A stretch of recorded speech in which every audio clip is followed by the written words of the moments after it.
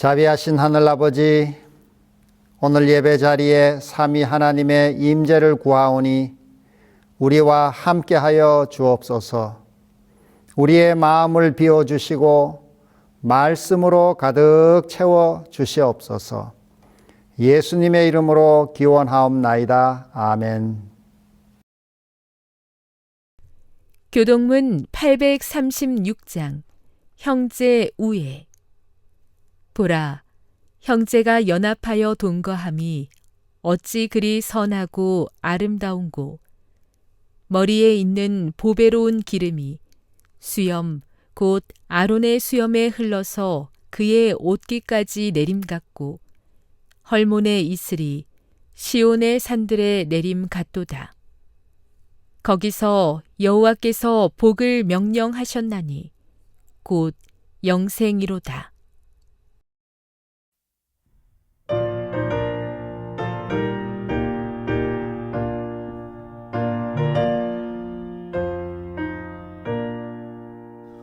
곳에 주를 아는 이들 찬송하고 찬송하세. 마음과 뜻과 힘을 다해 경배 드리세. 주를 알지 못한 이들 곳에 주가 인도하사 그의 피로 구하시니 찬송할지라. 약한 사람 도움받아 시험 중에 참게 되며 믿음으로 모든 죄를 승리하겠네.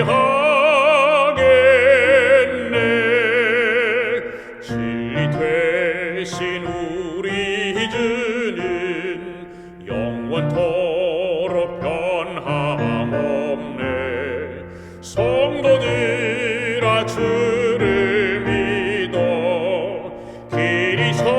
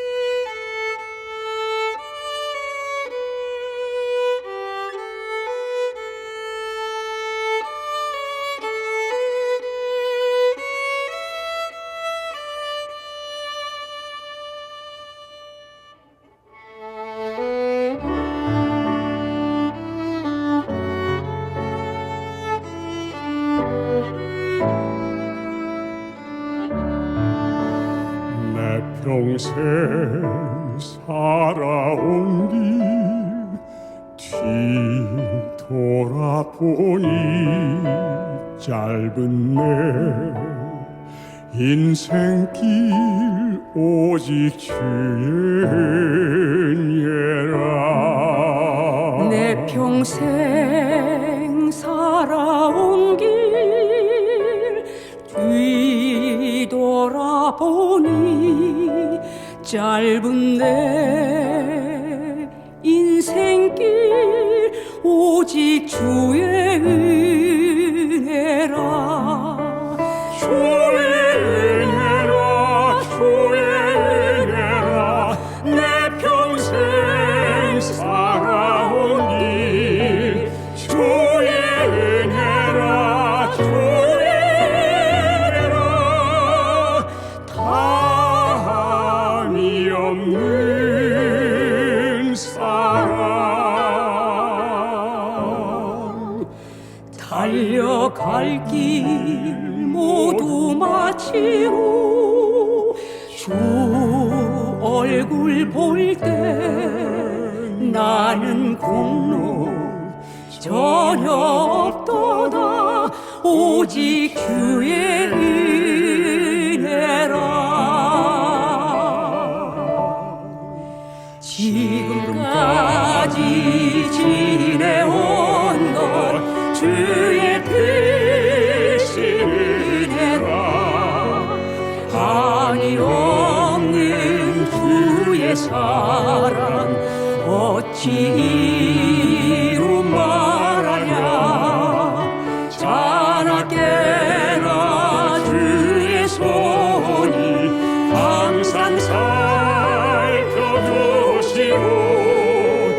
모든 일을 주 안에서 형통하게 하시네. 주의 은혜라 주의 은혜라 내 평생 살아온 길 주의 은혜라 주의 은혜라 다함이 없는 사랑. 주의 은혜라 주의 은혜라 내 평생 살아온 길 주의 은혜라 주의 은혜라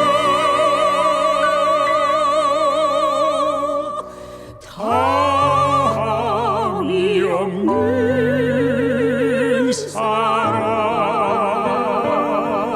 사랑.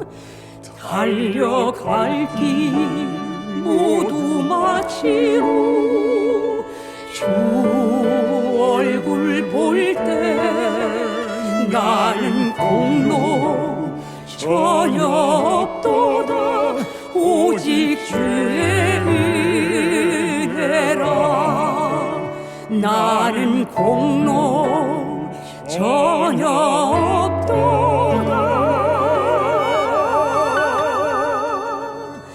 오직 주의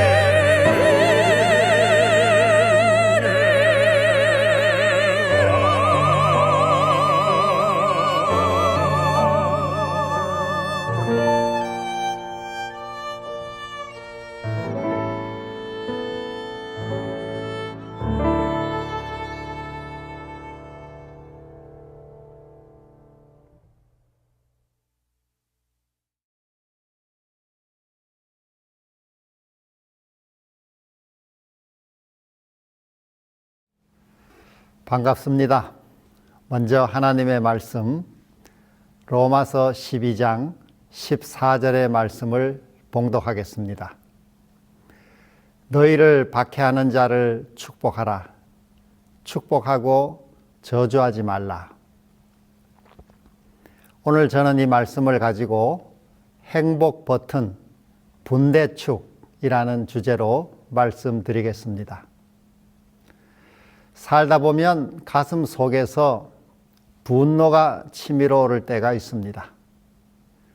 나를 오해하는 사람, 나에게 상처를 준 사람, 정당하지 못한 대우를 받을 때 우리는 자연스럽게 분노라는 감정을 마주합니다. 우리는 지금 분노의 시대를 살고 있습니다. 뉴스에는 분노 범죄가 넘치고 가정과 교회와 사회 곳곳에서 말 한마디, 댓글 하나로 관계가 무너지는 일이 비일비재합니다. 사람들은 작은 일에도 참지 못하고 크게 화를 냅니다. 그런데 분노를 마음에 품고 있으면 정작 파괴되는 것은 상대가 아니라 바로 우리 자신의 영혼과 삶입니다. 오늘 우리는 이 분노의 에너지를 어떻게 다스리고 어떻게 축복으로 승화시킬 수 있을지 나누고자 합니다. 분노는 감정의 문제일 뿐만 아니라 영적인 문제입니다. 분노가 지속되면 기도가 막히고 말씀이 들리지 않으며 성령의 음성이 약해집니다. 예수님은 산상수훈에서 이렇게 말씀하셨습니다. 옛 사람에게 말한 바 살인하지 말라. 누구든지 살인하면 심판을 받게 되리라 하였다는 것을 너희가 들었으나 나는 너희에게 이르노니 형제에게 노하는 자마다 심판을 받게 되고, 마태복음 5장 21절 22절의 말씀입니다. 여기서 주님은 외적인 살인보다 마음의 분노를 더 심각하게 다루셨습니다. 분노는 우리의 마음에서 성령을 쫓아내고 대신 자아와 교만이 주인이 되게 합니다. 이처럼 분노는 하나님의 형상을 망가뜨립니다. 성경은 인간이 하나님의 형상대로 창조되었다고 말씀합니다. 하나님이 가라사대 우리의 형상을 따라 우리의 모양대로 우리가 사람을 만들고, 창세기 1장 26절. 하나님의 형상이란 무엇입니까? 그것은 성부, 성자, 성령, 삼위 하나님께서 매우 친밀한 사랑의 교제를 나누는 관계적인 존재이신 것처럼 사람도 그런 관계적 존재로 만들어졌다는 것입니다. 실제로 우리 삶의 99.9%가 관계입니다. 부부 관계, 부모 자녀 관계, 친구 관계, 교우 관계, 상사 부하 관계 등 우리는 관계의 그물망 속에서 살아갑니다. 모든 관계 중에서 제일 중요한 관계가 세 가지가 있는데, 첫째는 하나님과의 관계, 다음은 사람과의 관계, 마지막은 자신과의 관계입니다. 이 세 관계가 건강하면 삶이 행복하고 평안합니다. 성경은 이런 상태를 샬롬, 즉 평화, 안녕, 행복, 구원이라고 말합니다. 경제적으로 좀 부족해도 가족 간의 관계가 좋으면 그 가정은 행복합니다. 하지만 아무리 좋은 조건의 배우자와 결혼했더라도 서로의 관계가 나쁘면 불행할 수밖에 없습니다. 또한 높은 연봉을 받아도 직장에서 사람들과의 관계가 안 좋으면 그 직장 생활은 행복할 수 없습니다. 관계가 좋은 상태를 행복, 구원이라고 하듯이 이 관계가 망가진 상태를 성경은 죄라고 말합니다. 마귀는 우리의 분노의 감정을 일으켜 관계를 파괴하고 불행하게 만듭니다.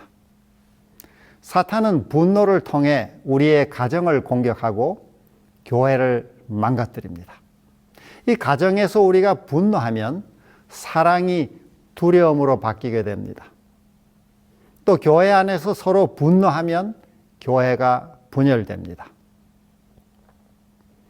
누군가의 말이나 행동에 상처를 받았을 때 재빨리 용서나 인내로 그 상처를 다루지 않으면 우리는 분노에 빠지고 맙니다. 그리고 분노의 감정이 우리의 주인이 될 수 있습니다. 분노에 사로잡히면 우리는 상대를 인격적으로 대하지 않고 정죄하거나 보복하게 됩니다.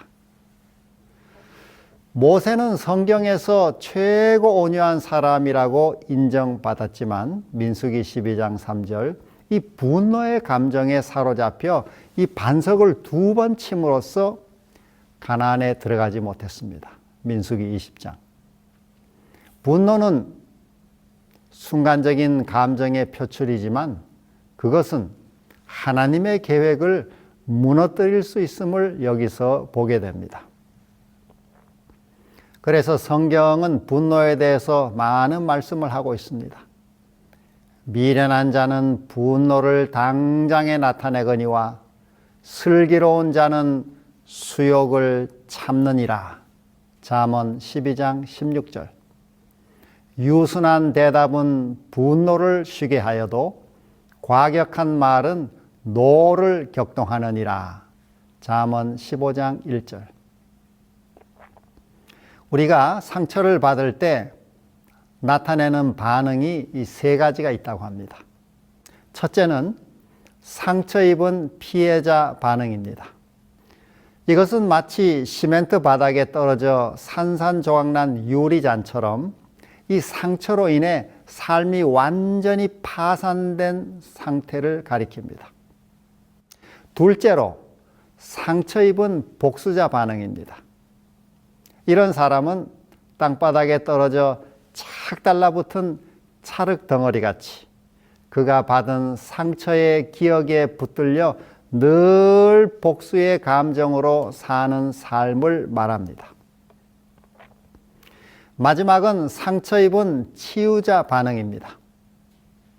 이는 바닥에 떨어졌다가 튀어오르는 공처럼 상처를 은혜로 회복하고 이제는 상처받은 이웃을 치유해 주는 사람을 가리킵니다. 바울은 우리에게 다음과 같이 경고합니다. 분을 내어도 죄를 짓지 말며 해가 지도록 분을 품지 말고 마귀에게 틈을 주지 말라. 에베소서 4장 26절 27절. 그렇게 하기 위해서는 상처를 받아 기분이 상했을 때 즉시 분노의 생각을 관리해야 합니다. 어떻게 그렇게 할 수 있을까요? 분노를 처리하는 행복 버튼은 무엇일까요? 그것이 바로 분대축입니다. 분대축이란 분노 대신 축복하는 것입니다. 오늘 본문을 다시 보겠습니다. 너희를 박해하는 자를 축복하라. 축복하고 저주하지 말라. 로마서 12장 14절. 예수님도 이렇게 말씀하셨습니다. 너희를 박해하는 자를 위하여 기도하라. 마태복음 5장 44절. 이 구절을 합치면 축복 기도가 됩니다. 분노가 일어날 때 그것을 억지로 없애려 하지 말고 축복 기도로 대체하는 것입니다. 이 축복 기도는 복수하지 않겠다는 믿음의 선택이고 또 그 문제를 하나님께 맡기겠다는 신앙 고백입니다. 주님은 말씀하십니다. 원수 갚는 것이 내게 있으니 내가 갚으리라. 로마서 12장 19절. 우리가 축복 기도하는 것은 하나님께 심판의 자리를 내드리는 것입니다. 따라서 이 축복 기도는 십자가의 언어라고 할 수 있습니다. 예수님도 십자가 위에서 분노가 아니라 용서를 비는 축복 기도를 하셨습니다. 아버지여 그들을 사하여 주옵소서. 누가복음 23장 34절. 오늘 본문인 로마서 12장은 교리에서 삶으로 넘어가는 전환부입니다. 로마서를 보면 로마서 1장에서 11장은 하나님의 은혜에 대해 설명하고 있고 12장부터 마지막 16장까지는 은혜 받은 자의 삶을 말하고 있습니다. 본문에 축복하라는 말은 반복 명령형으로 일회성이 아닌 삶의 태도를 의미합니다. 특별히 나를 박해하는 자란 나를 불편하게 하는 사람, 나를 무시하거나 내게 상처 준 사람, 나의 분노를 정당화시켜주는 대상을 가리킵니다. 그런데 바울은 그런 사람을 저주하지 말라고 말합니다. 여기에는 선택의 여지가 없습니다. 하나님의 명령이죠. 신앙인에게 분노는 이해될 수는 있어도 정당화될 수는 없다는 것입니다. 우리가 분노하는 대신 축복 기도할 때 그것은 복음을 증거하는 기회가 될 수 있습니다. 우리에게 잘해주는 사람을 선대하는 것은 누구나 할 수 있습니다. 예수님도 말씀하셨습니다. 너희가 너희를 사랑하는 자만 사랑하면 무슨 상이 있으리요? 마태복음 5장 46절.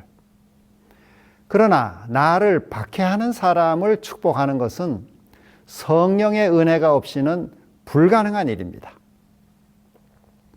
우리가 분노 대신 축복할 때 세상은 어떻게 저렇게 할 수 있는가라고 묻게 됩니다. 그것이 바로 전도의 기회가 되는 것입니다. 그리고 축복 기도한 다음에는 기회가 있을 때 즉시 화해하도록 노력해야 합니다. 기회를 미루지 마시기 바랍니다. 성경은 해가 지도록 분을 품지 말라고 말씀합니다. 이 분노는 시간이 해결해 주지 않습니다. 오히려 미루면 더 어렵게 됩니다. 예수님은 예배 드리는 것보다 먼저 화해할 것을 강조하셨습니다. 예물을 제단에 드리다가 형제에게 원망 들을 만한 일이 생각나거든 먼저 가서 화목하고. 마태복음 5장 23절 24절. 신앙이 깊어진다는 것은 예배를 많이 드리는 것이 아니라 관계를 회복할 줄 아는 용기가 커지는 것입니다. 그러면 어떻게 분노 대신 축복할 수 있을까요? 그것은 기도로 그리고 말로 축복하는 것입니다. 이 축복은 감정의 문제가 아니라 순종의 문제입니다. 분노는 즉각적인 감정이지만 이 축복 기도는 훈련된 반응입니다. 분노에 즉각 반응하지 말고 성령께 도움을 구해야 합니다. 분노가 올라올 때 잠시 멈추고 기도해야 합니다. 주님, 지금 저의 반응이 주님을 올바로 드러내고 있습니까? 주님, 이 사람에게 은혜를 베풀어 주옵소서. 주님, 그와 그의 가족에게 복을 주시옵소서. 그리고 상대에 대해 험담하지 않는 것입니다. 기회가 있을 때마다 침묵하는 대신 상대를 위해 좋은 말을 해주도록 노력하는 것입니다. 처음에는 진심의 기도가 잘 안 나올 수 있습니다. 그러나 계속 순종하면 감정이 따라오게 됩니다. 순종을 반복하면 마음의 변화가 일어납니다. 이 축복 기도는 상대보다 먼저 나를 변화시킵니다. 이 축복 기도하면 내 영혼이 자유를 경험하게 됩니다. 분노는 상대를 묶어두는 것 같지만 실은 나 자신을 가두는 감옥입니다. 그런데 축복 기도는 그 감옥문을 여는 열쇠입니다. 또한 이 축복기도는 관계를 치유하는 묘약입니다. 저는 이 분대축이라는 행복 버튼을 20여 년째 사용하고 있는데 효과가 매우 좋습니다. 특별히 불편한 관계가 생길 때 상대를 축복기도 하면 성령께서 그 관계 속에 역사하십니다. 모든 관계가 당장에 완전히 회복되지는 않지만 성령의 은혜로 회복의 가능성을 가져다 주는 것입니다. 바울은 말합니다. 할 수 있거든 너희로서는 모든 사람과 더불어 화목하라. 로마서 12장 18절. 분대축, 즉 분노 대신 축복 기도를 통해 모든 사람과 더불어 화목하게 지내는 것은 이 세상의 논리를 거스르는 하나님 나라의 삶의 방식입니다. 솔로몬은 노하기를 더디하는 것이 사람의 슬기요 허물을 용서하는 것이 자기의 영광이니라고 말했습니다. 잠언 19장 11절. 여기서 허물을 용서한다는 것은 상대의 잘못을 털어버리기로 결심하는 것입니다. 누군가가 나를 지독하게 분노하게 만들 때 불쾌한 감정에 집중하지 말고 다음의 말씀을 기억하면 좋겠습니다.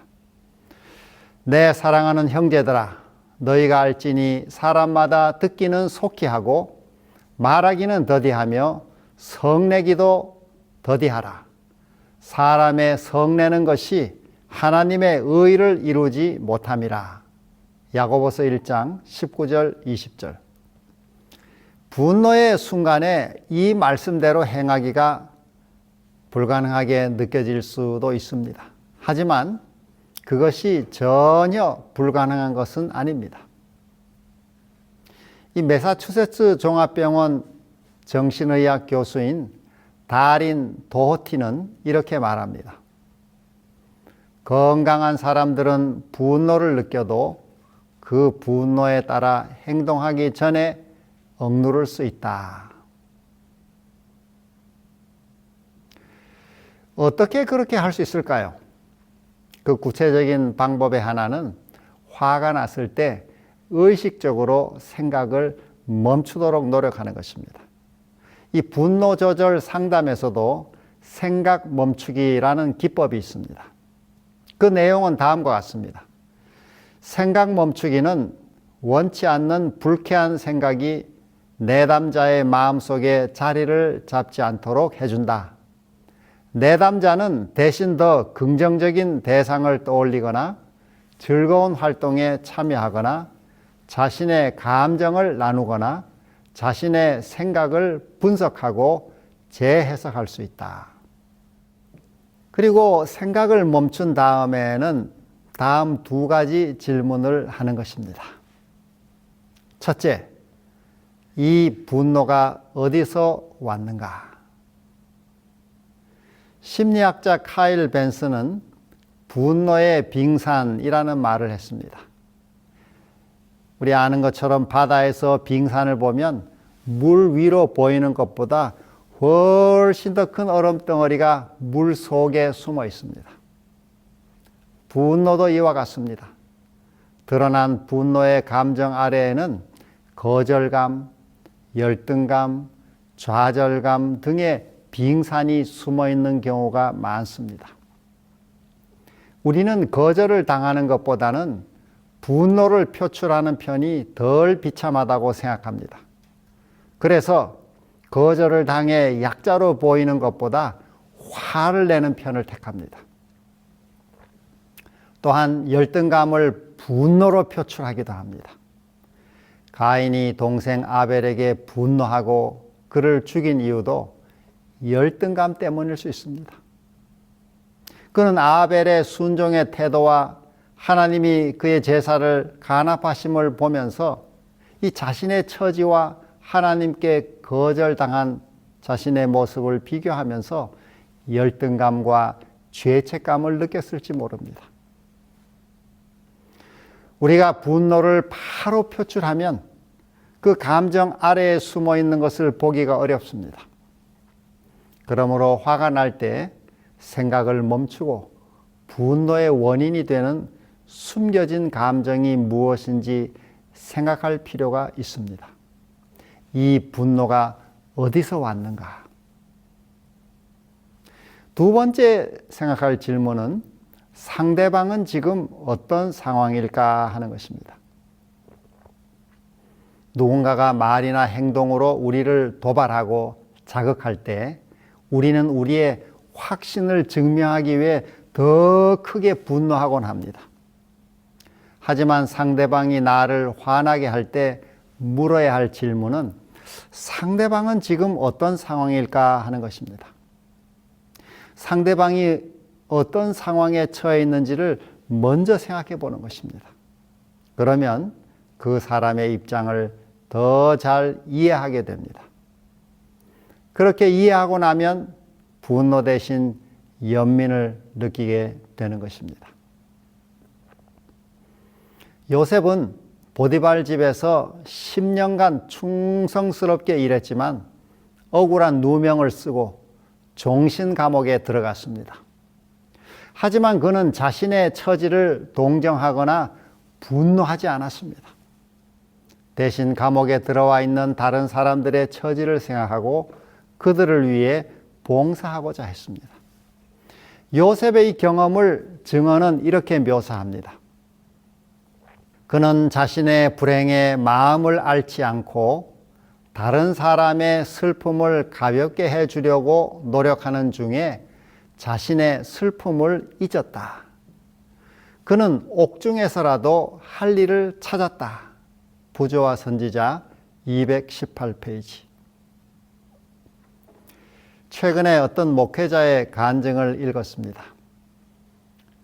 분노의 생각에서 헤어나지 못하던 그는 어느 화요일 아침 결정적인 전환점을 맞았습니다.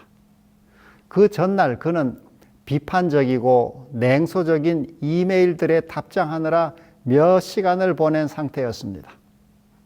목사답게 온화하게 답변하려고 애썼지만 그의 그 인내심은 점점 바닥을 향해 치달았고 친절함은 이미 고갈된 상태였습니다.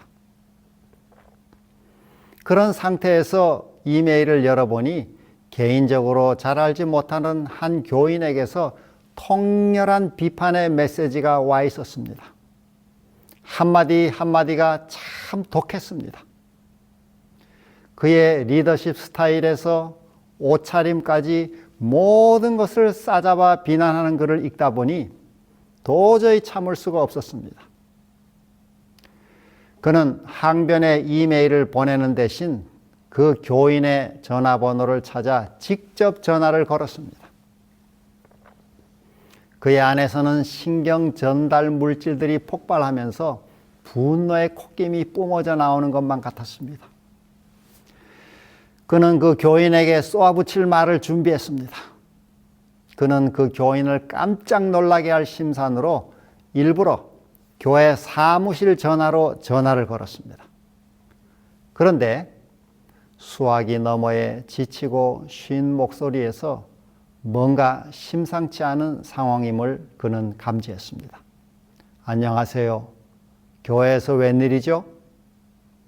그가 잠시 침묵하자 그 남자는 떨리는 음성으로 물었습니다. 혹시 제 아들 문제로 전화하셨나요? 순간 그 목회자의 마음이 바뀌게 되었고 생각의 방향이 전환되었습니다. 아, 네, 아무개 목사입니다. 그렇게 말하는 순간 그의 분노가 사그러들었습니다. 아, 선생님이 보내신 이메일에 관해 드릴 말씀이 있어서 전화를 드렸습니다.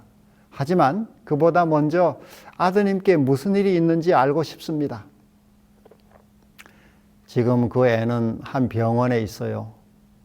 약물 과다 복용으로 병원에 실려갔는데 입원 치료시설로 이송해야 한답니다.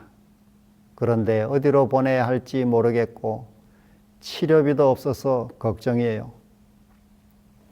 그 목회자는 교회에서 도와줄 수 있다고 말하고 몇 분간 이야기를 나눈 뒤에 아들을 위해 기도해 주고 싶다고 말했습니다. 그가 전화로 기도하는 동안 저편에서 나지막이 흐느끼는 소리가 들렸습니다. 그러자 자기 의와 교만에서 비롯된 그의 분노가 눈 녹듯이 녹아내렸습니다. 이메일로 인해 분노의 감정에 사로잡혀 있던 그가 상대의 상황을 알게 되자 분노가 사라진 것입니다. 애초에 그는 그의 감정에만 너무 집중해 쉽게 분노했습니다.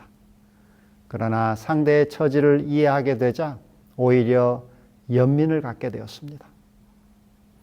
그는 자신이 목사가 된 이유가 사람들이 가장 힘든 순간을 무사히 통과하도록 도와주는 것임을 다시금 깨닫게 되었습니다. 요셉의 인생을 생각해 보시기 바랍니다. 그는 형들의 시기심 때문에 애굽의 종으로 팔려갔습니다. 거기서도 억울한 누명을 쓰고 종신 감옥에 갇혀 청춘의 13년을 고통 속에서 보냈습니다. 세월이 흘러 애굽의 총리가 된 요셉 앞에 자신을 팔아넘겼던 형들이 양식을 구하러 와서 무릎을 꿇었습니다. 요셉에게는 복수할 완벽한 기회가 왔습니다. 손가락 하나만 움직여도 형들을 처형할 수 있었습니다. 13년간 쌓인 분노를 폭발시켜도 누구 하나 말하지 못할 상황이었습니다. 하지만 요셉은 이렇게 고백합니다. 당신들이 나를 이곳에 팔았다고 해서 근심하지 마소서. 한탄하지 마소서. 하나님이 생명을 구원하시려고 나를 당신들보다 먼저 보내셨나이다. 창세기 45장 5절. 요셉은 분노의 눈이 아닌 하나님의 섭리의 눈으로 자신의 고난을 해석했습니다. 그는 형들을 위협하기는커녕 떨고 있는 형들과 그 가족들을 생각하고 애굽 최고의 땅 고센으로 보내서 극진히 대접하고 축복했습니다. 요셉이 만약 분노를 선택했다면 이스라엘이라는 거대한 민족의 뿌리는 그날 잘려나갔을 것입니다.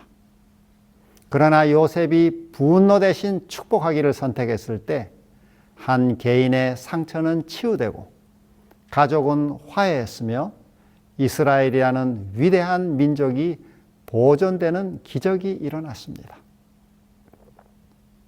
사랑하는 성도 여러분, 분노가 치밀어 오를 때 하나님께 맡길 수 있기를 바랍니다. 사람에게 쏟아내면 사고가 나지만 하나님께 쏟으면 기도가 됩니다. 그리고 처음에는 마음이 따르지 않더라도 축복 기도할 수 있기를 바랍니다. 주님이 사람과 그의 가족을 축복합니다. 그에게 은혜를 베풀어 주옵소서라고 기도하는 것입니다.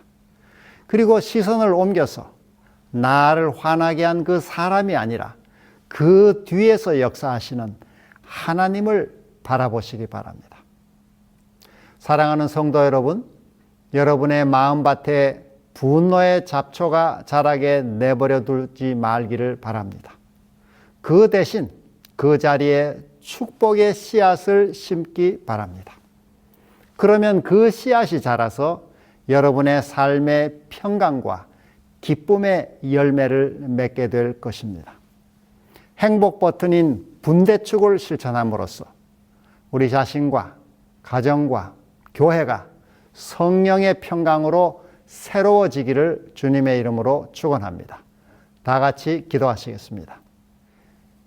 하늘에 계신 우리 아버지, 오늘 귀한 말씀을 허락해 주셔서 감사드립니다. 때때로 우리 안에서 분노와 억울함이 끓어오를 때 주님께 기도로 맡길 수 있도록 도와주옵소서. 우리 자신이 심판자가 되지 않게 하시고 요셉처럼 하나님의 섭리를 보게 하여 주옵소서. 그리고 우리를 화나게 한 사람들을 축복할 수 있는 넉넉한 마음을 주옵소서. 오늘도 우리 가운데 몸이 아픈 이들, 마음이 상한 이들에게 하늘의 치유와 위로의 은총을 부어 주옵소서. 우리의 가정과 교회를 복주시고 우리나라를 지켜 주옵소서. 위정자들에게 하늘의 지혜와 판단력을 더하사 하늘을 두려워하고 백성을 사랑하는 마음으로 치리하게 도와주옵소서. 한국 재림교회에 세우신 종들을 복주시고 성도들에게 늦은 비 선교의 부흥을 허락하여 주옵소서. 주님의 은혜가 다가오는 한 주의 삶도 선히 인도해 주시기를 비오며 예수 그리스도의 이름으로 기도드리옵나이다. 아멘.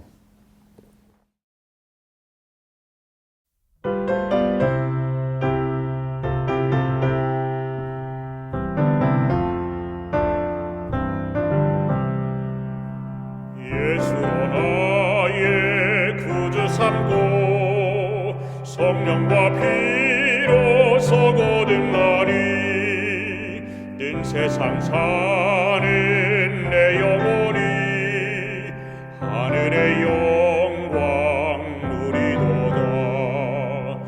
이것은 나의 간증이요 이것은 나의 찬송일세.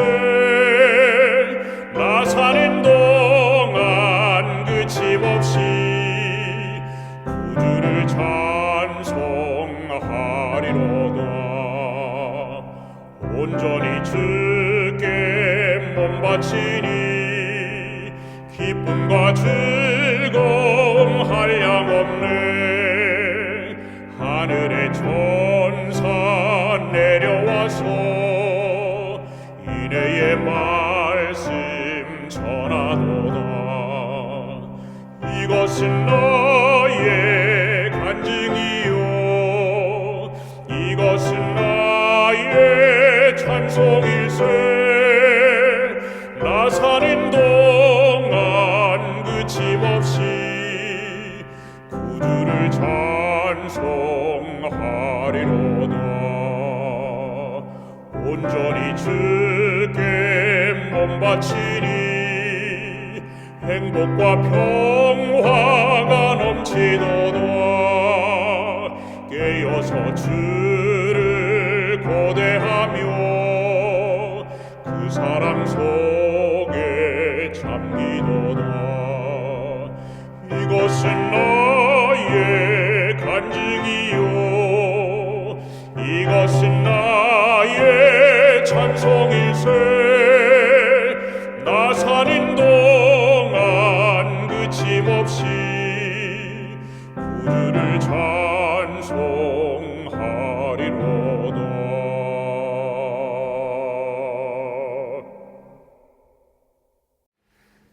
이제는 우리 주 예수 그리스도의 다함이 없는 은혜와 하나님의 무궁하신 사랑과 성령의 깊은 교통이 모든 성도들에게 함께 있을지어다. 아멘.